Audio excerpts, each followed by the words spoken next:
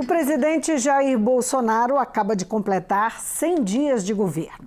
Bolsonaro chegou ao poder determinado a dar uma guinada à direita na economia, nas políticas públicas, nos costumes e de praticar o que chama de nova política na relação com o Congresso. Para avaliar esses primeiros meses de Jair Bolsonaro no comando do país, eu converso com o cientista político Bruno Reis, vice-diretor da FAFISH, a Faculdade de Filosofia e Ciências Humanas da UFMG. Bem-vindo, Bruno. Obrigado, Lina. Bruno, o governo Bolsonaro elegeu a reforma da Previdência como a grande saída para recuperar a economia do país. Uma resposta fundamental para qualquer um que entrasse assumisse o poder. O governo, então, pôs as fichas na reforma. Como é que ele está saindo? Como é que é esse que é o, digamos, o suposto maior ativo do governo, que é a aprovação da reforma? É um paradoxo e um desafio que o governo Bolsonaro encara, né, é eleger de maneira explícita uma pauta difícil como a reforma da Previdência, que tipicamente é entregue a conta-gotas para governos com base parlamentar muito mais sólida, mais articulados do que ele, para tentar dar um cavalo de pau e encaminhar uma reforma ambiciosa que muda de maneira muito estrutural a Previdência, para um governo que teve que inteiramente organizar seu dispositivo político depois de eleito. É um governo que não é... O governo Bolsonaro não é um caso de um movimento ou de uma organização política que vai pouco a pouco ganhando densidade e influência e um dia chega à presidência. É o contrário. Né? O apoio que ele tem nas redes, o apoio popular não pode ser comparado a isso. Não inteiramente, quer dizer, porque é desorganizado, quer dizer, não significa voto em plenário necessariamente. Né? Nas redes, quando tem muita gente, tem, sei lá, uma rede com 5 milhões de pessoas, é 5% do eleitorado. Né? Então isso não se transforma em poder político sem mais. Né? Você tem que montar seu dispositivo. Né? E você tem o próprio partido do presidente, não tem mais do que 10%. Né? E ele não era um partido que foi aos poucos ganhando organicidade. Exatamente. 54 deputados. 54 deputados, pouco mais de 10%. Ele é um partido que descobre que tem um candidato forte à presidência e aí recebe um certo descarrego de votos via WhatsApp na hora do primeiro turno. Era um partido com meia dúzia de deputados e de repente tem 50. Essas 50 pessoas estão se conhecendo depois de eleitas, provavelmente naquela viagem à China.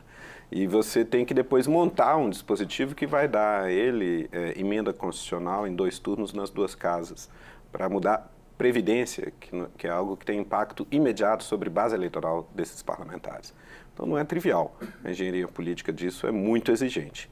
E o governo Bolsonaro dá sinais ambíguos de adesão à reforma. Porque ele chega a dizer, já encaminhei para o Congresso, agora é com vocês. Responsabilizando o Congresso. Né? Sim, o que significa essa atitude dele? O que ele está sinalizando com isso? Eu imagino que isso produz... É uma recusa da articulação política. Ele chega a perguntar, mas o que é articulação política? Pois é, fingindo de bobo. Né?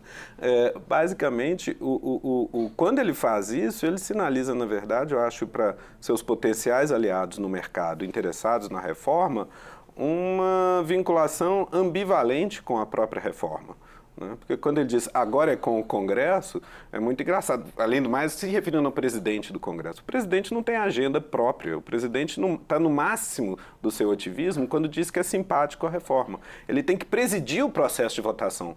Para presidir o processo de votação, ele precisa mostrar isenção e equilíbrio diante de governo e oposição. Se o governo tem uma agenda, ele tem que mobilizar a sua maioria e mostrar que tem influência para isso. Né? É ele que articula. O presidente, a mesa da Câmara, não pode articular sem pôr em risco a estabilidade do plenário da casa. Entendeu? Mas o que seria esse presidir, não é? A articulação? Porque ele se elege com esse discurso da nova política. Ao se referir à questão da articulação e querer distância dela, ele fala que não quer esse contato com a velha política, fazendo uma referência à perspectiva de ter que negociar cargos, enfim, repartir poder com o Congresso Nacional.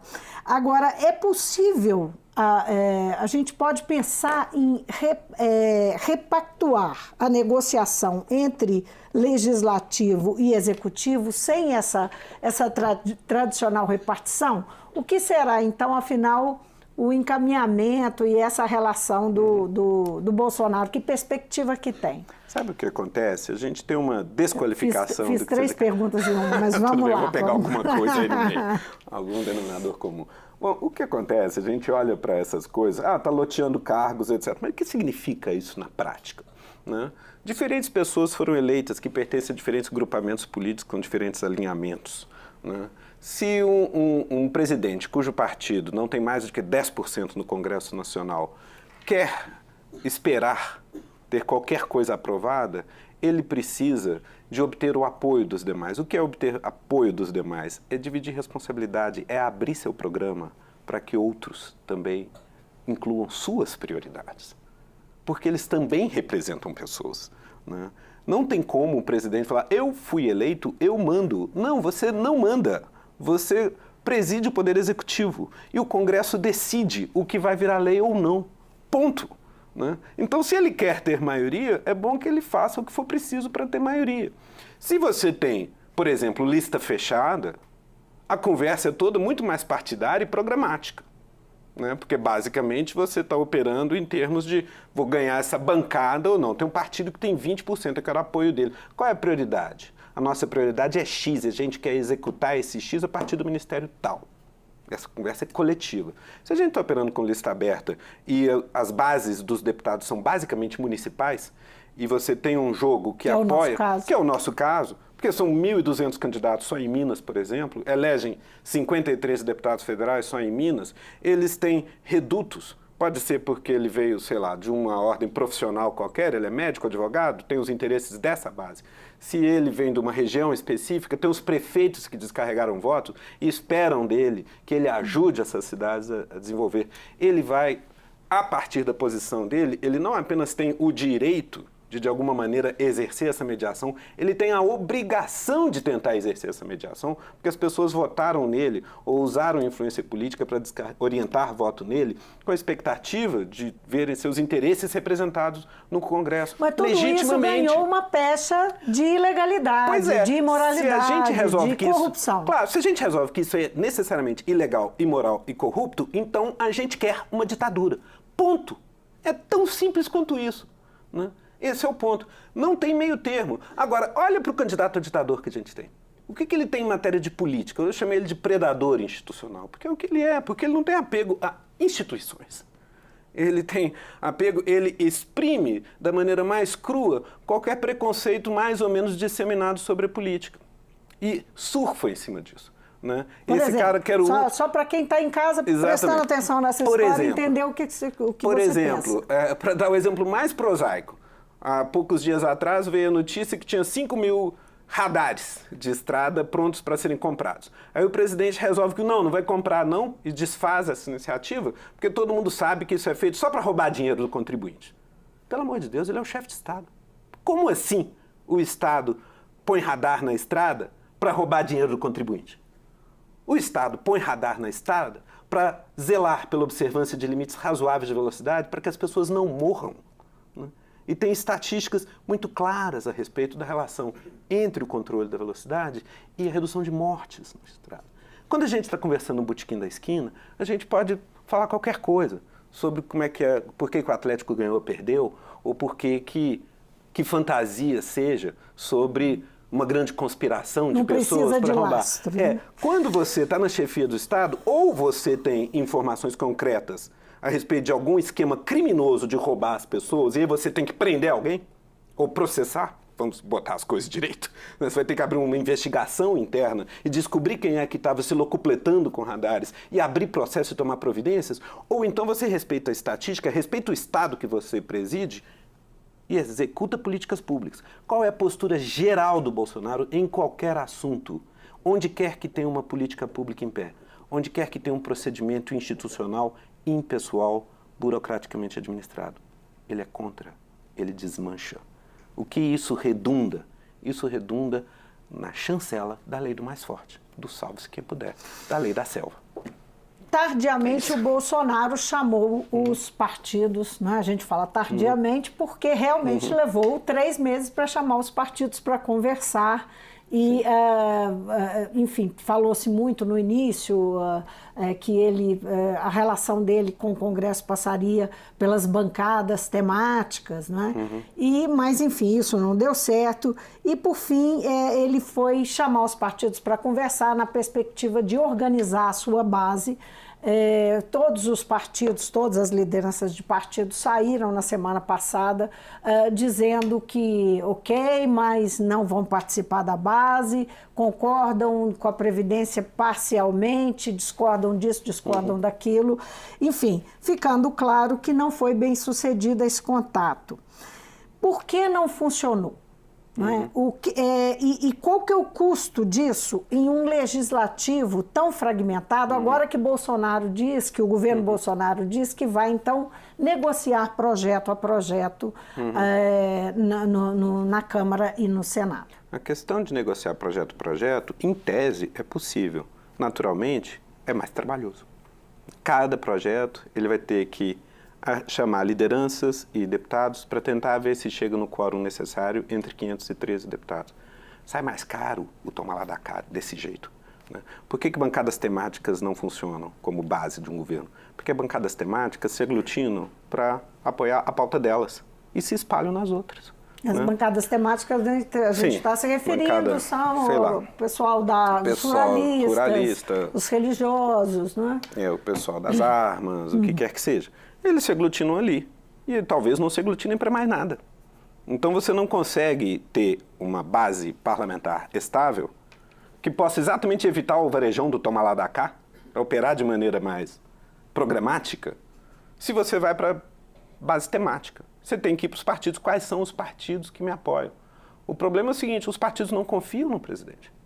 E por que não confiam no presidente? O varejão pode ser pior? O resultado desse varejão pode ser pior? É óbvio. É claro que sim. Do que a negociação com os partidos? Do que a negociação com os partidos, claro. Porque os partidos... Por que partido existe? Porque partido pega as coalizões que mais ou menos inevitavelmente têm que se produzir nos parlamentos para produzir maiorias, minorias, elas aglutinam em torno de agendas mais amplas do que cada pauta. Cada pauta é mais varejão, né? E não menos. Qual é o nosso problema? A gente tem 30 partidos no plenário. Mas isso não é nem por causa do eleitorado e nem por causa dos políticos, isso é por causa do nosso sistema eleitoral, né?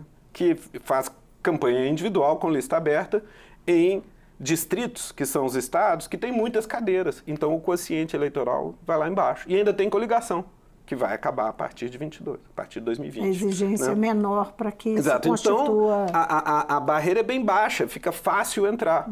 E, além do mais, quando os partidos maiores perderam credibilidade, o eleitorado espalhou mais ainda, dificultando ainda mais a produção de maioria e prendendo qualquer que fosse o presidente numa exigência de barganha ainda maior. Agora, por que eles não vão, na hora que o Bolsonaro, de alguma maneira, faz o aceno, eles não vão? Porque eles não confiam nele, porque, primeiro, eles não entendem qual é a agenda. Esses caras conhecem política pública, em alguma medida, e como que isso funciona. Olham para como funciona o governo e o nível de briga interna do governo e falam, é encrenca. E mais, e na hora que o Bolsonaro tromba de frente com o próprio presidente da Câmara, o Rodrigo Maia, que estava nas semanas anteriores exatamente vocalizando com força apoio àquela que é, presumivelmente, sua principal agenda, que é a reforma da Previdência, e mesmo assim, os caras confrontam ele, vão para cima, o que os outros deputados vão fazer? Eles recuam. Entendeu?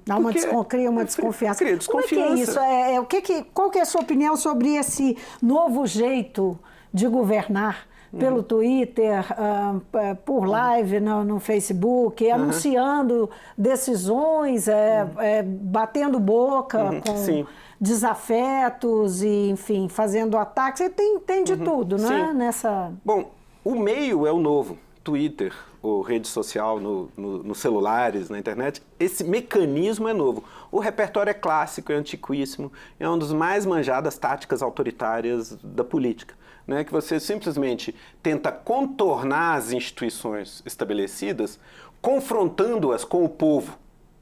Você denuncia o establishment para o povo e tenta fazer o que eu chamo um assédio plebiscitário às instituições, eventualmente desconstruindo-as via plebiscitos. Por exemplo, quem fez isso? Hugo Chávez. Né? Hugo Chávez, 20 anos atrás, vai ao poder, apontando o dedo para os dois partidos que estavam no poder há 40 anos, a COPEI e a AD, desqualificando o sistema, falando não vou operar com esse povo, e chamando um plebiscito atrás do outro para dar mais poderes à presidência e esvaziar os procedimentos e instituições existentes até então. É muito claro que a estratégia do coração do Bolsonaro é essa, né? Quando ele bate no Rodrigo Maia, que era o principal apoiador, vocal, presidente da Câmara, de um partido que está na Casa Civil com Onyx Lorenzoni, correligionário da situação, que se manifesta reiteradamente como aliado e como um soldado da aprovação da Previdência. Quando você bate nesse cara, chamando ele de velha política, quando ele cobra a articulação para que a pauta presumivelmente comum de ambos possa ser aprovada, ele chama esse cara de velha política e diz que ele está querendo tomar lá da cá, ele está sendo desleal com o seu aliado. Ele está sendo desleal com o seu aliado e apontando de maneira desqualificante para a Câmara dos Deputados, para quem? Não de quem? Para a turma do Twitter, para o povo. Né? Numa desqualificação da instituição formal em nome do que seria o interesse popular. Quem que está implicitamente se colocando como intérprete do interesse popular aqui? Eu, presidente Bolsonaro. Eu sei o que o povo quer e os deputados estão de sacanagem. Aí é fácil, né? A estratégia é claríssima. O que eu acho que ele não tem é duas coisas. Primeiro, a popularidade está erodindo e ele não parece ser capaz de mobilizar energia plebiscitária para desconstruir as instituições. E, além do mais, o país está em crise fiscal, ao contrário da Venezuela de 20 anos atrás, que o preço do petróleo estava lá em cima e o Chávez tinha recursos para fazer patronagem política necessária para essa manobra autoritária. Né? O Bolsonaro não tem, porque o país está quebrado, né? O Estado está em déficit, a economia vai de mal a pior, né? E ele não tem, nada indica que ele vai ter como mobilizar isso. Olha, né? Então, só recuperando o que você falou sobre os resultados dele em pesquisa, saíram tanto o Ibope quanto Datafolha. Datafolha, inclusive, é a mais recente, que saiu essa semana, mostrando a queda na aprovação pessoal dele e do governo. Né? A gente vê também um resultado aí, os dois institutos e o Atlas Político também, que é um terceiro instituto, fazem essa comparação em relação aos antecessores. Desde 1985, nenhum dos antecessores, ele tem o pior resultado em relação a todos os antecessores nesses primeiros meses de governo. Eu queria associar tem um resultado de ótimo e bom, de regular. Não é tão desastroso ainda, a gente não pode dizer que é desastroso. Fazendo uma análise em cima dos dados no tempo de governo é que há essa conclusão de que é preocupante, digamos assim. Né? Eu queria que você associasse isso, falando essa referência que você fez à crise fiscal, dentro de um contexto de governo que são os filhos do Bolsonaro, e os olavistas, né, que são chamados de olavistas, os adeptos lá das teorias de Olavo de Carvalho, os militares e a equipe econômica. Né? Você vê esses poderes aí organizados e muitas vezes em conflito dentro do governo. Esse é um contexto, não é? E essa queda de popularidade, esses conflitos e polêmicas se repetindo, e, de fato, uma situação econômica que nós sabemos que não está boa, um desemprego grande. Como é que você associa isso? É associável? É o tamanho da encrenca em que estamos todos metidos nesse caso, né? E não é só o governo, a gente tem um governo que, enfim... Aquela coisa, a situação não é desesperadora ainda se a gente pega os números abstratos, mas é só a pior de todas, de todos os governos, quanto ao que parece ser o recurso político que tem. Isso não chega a ser surpreendente, porque, de fato, parte dos conflitos internos tem a ver com o fato de que o Bolsonaro, em boa medida, ao longo de novembro e dezembro, tem que improvisar seu dispositivo de poder, né? Mesmo o PT, quando chega ao poder a primeira vez, quer dizer, era a primeira vez que chegava à presidência, teve um monte de gente, que teve uma grande circulação de elites, como a gente fala, quando sai Fernando Henrique e entra Lula, mas o PT, àquela altura, tinha 20 anos de existência e estava com uma trajetória de crescimento continuado em que vai para passaram por prefeituras, governos de estado, algumas elites burocráticas vão se cristalizando, ganhando têmpera, né? E eventualmente vão até o governo federal. Tanto é que não teve grande hiato, grande solução de continuidade quando sai Fernando Henrique e entra Lula, quanto ao funcionamento da máquina, né? No caso do Bolsonaro, não. A população está suficientemente cansada, né, exaurida pelo noticiário dos 5 anos anteriores, topa qualquer coisa que pareça diferente. É basicamente isso. Não tem grande entusiasmo pró-Bolsonaro. As pessoas estavam meio assim, qualquer coisa menos o PT. E isso pode ser tanto por um antipetismo muito enraizado, quanto por um cansaço com o noticiário. Tem qualquer coisa aí no meio, né? E vai até Bolsonaro, né? E chega a certa altura, tanto é que é engraçado que até metade do primeiro turno, até fins de setembro, naquele domingo do ele não, parece que Bolsonaro não vai resistir à sanção do Haddad. Tem uma hora que a coisa tem um repique, tem um fluxo na direção dele, as pessoas, então tá, vamos, porque esse é que vai ganhar do PT, né? E aí ele quase ganha no primeiro turno, 46%, mas quando ele ganha no segundo, ele já está na descendente, né? Então é uma adesão circunstancial e que potencialmente volátil. E aí ele tem que montar seu dispositivo de poder, que inclui generais que topam ir com ele. Não é que ele seja um membro muito orgânico, ele foi expulso do exército, está há 30 anos fora, né? Mas tem uma rede que passa por ali e eles vêm. Esses são os profissionais, os burocratas de alto nível que de alguma maneira participam no governo, são esses caras minimamente profissionalizados. Tem a turma do mercado, basicamente não chega a ter uma turma do mercado, tem o Paulo Guedes como cara que de alguma maneira é o posto piranga dele, né, lá na campanha, simplesmente para qualquer coisa, eu não entendo nada de economia, mas tá aí o Paulo Guedes. E Paulo Guedes nem é uma mega liderança, mas é o cara que há 30 anos frequenta congresso de economia para fazer proselitismo, né, pró-mercado. Né? Ponto. Eu lembro, eu era estudante de graduação em economia, Paulo Guedes aparecia nos congressos para causar, né? É um ideólogo. Né? Mas, enfim, o mercado conhece e era tranquilizador desse ponto de vista, né? E tem uma turma religiosa, que eu acho que foi decisiva, até onde a gente consegue enxergar, foi de fato decisiva, foi o fiel da balança da eleição, né? Foi quando essa turma flutua que a eleição vira de vez na direção do Bolsonaro, né? Então está ali Damares, ela tem função no governo Damares ou qualquer coisa assemelhada, né? E tem a excentricidade que eu acho que politicamente é meio grátis, porque esse pessoal não tem muito ativo político relevante, que é o olavismo. Isso não tem voto, entendeu? Isso é um nicho, né? Mas isso tem, sei lá, caiu no gosto dos filhos do presidente, o que em si é um problema. Quer dizer, eu, um professor universitário, olho com muita naturalidade que num governo de um presidente com o perfil do Bolsonaro, você tenha um ministro com o perfil de um Vélez, né, ou desse cara que entrou agora, só para atazanar a vida das universidades. Não fico nem um pouco surpreso com isso, né? Acho que uma ministra como a Damares, que apela à base religiosa, né, o pentecostal, tem uma lógica política nisso. Eu acho que um ministro como o Ernesto Araújo no Itamaraty é apenas um erro. Apenas um erro. Isso só tem custo.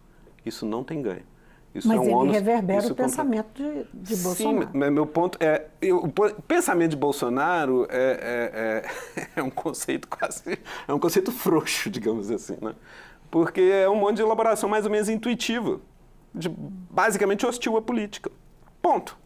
Não tem nada elaborado. O Bolsonaro não está substituindo um repertório de políticas públicas por outro repertório de políticas públicas. Entendeu? O Bolsonaro está pegando um repertório de políticas públicas vigentes e revogando. É isso que ele está fazendo, né? Então tem protocolo chato para examinar agrotóxico, então libera. Então tem protocolo chato para licença ambiental, então libera tudo. Né? Então tem gente enchendo a paciência com radar na estrada, então para de gastar radar na estrada. É aquilo, né, que você chamava de anti-institucionalização. É uma desinstitucionalização séria. Uhum. O resultado concreto disso costuma ser a chancela, o sinal verde para a lei do mais forte. Bruno, nossas conversas podiam tanto se estender, mas não vai dar. Muitíssimo obrigada pela presença aqui no Mundo Político. Imagina, obrigado a você. Eu conversei com o cientista político Bruno Reis, vice-diretor da FAFISH, a Faculdade de Filosofia e Ciências Humanas da UFMG, a propósito dos 100 dias de Jair Bolsonaro na presidência da República, o governo que ele está fazendo, a relação com o Congresso, a forma dele de olhar para a instituição, que Bruno chama muita atenção para as instituições, as decisões, como é que são tomadas, e, enfim, as perspectivas desse governo, considerando esses pouco mais de 3 meses que se passaram. O Mundo Político fica por aqui. Se você quiser rever a entrevista, é só acessar o YouTube ou o nosso site. Para falar conosco, Twitter ou e-mail. Então, obrigada pela companhia e até a próxima.